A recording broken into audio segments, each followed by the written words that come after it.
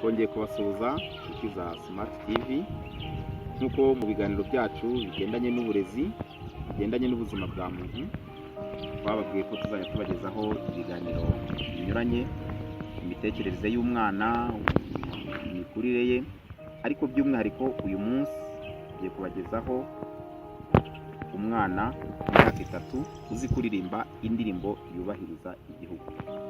Byashoborwa na buri wese, umwanya ni uwanyu. Rwanda nziza gihugu cyacu, huye imisozi ibiyaga n'ibirunga, kopi tuhatse gahoranisha, reka tukurate tukuvuga ibigwi,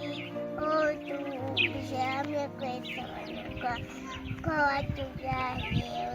basukira sinzi iteka. Horana Imana muri byiza, ibyo tugukesha ntibishyikirwa,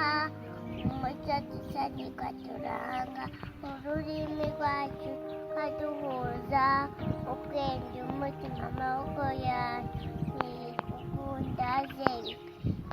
gutembera umubwiza,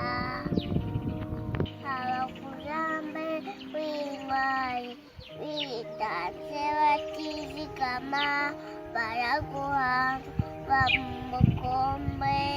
batsinda umukoloni n'amazi y'ibihugu byayogoye Afurika yose, none uraganje mu bwigenge, tugukomera ko turi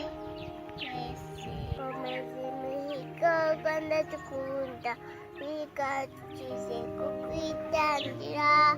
amahoro asabe kutuye, wishyuye wizane muri byose, uwangana n'ishaka gutera imbere, uwamubaho n'amahanga yose, majambo yawe kuhira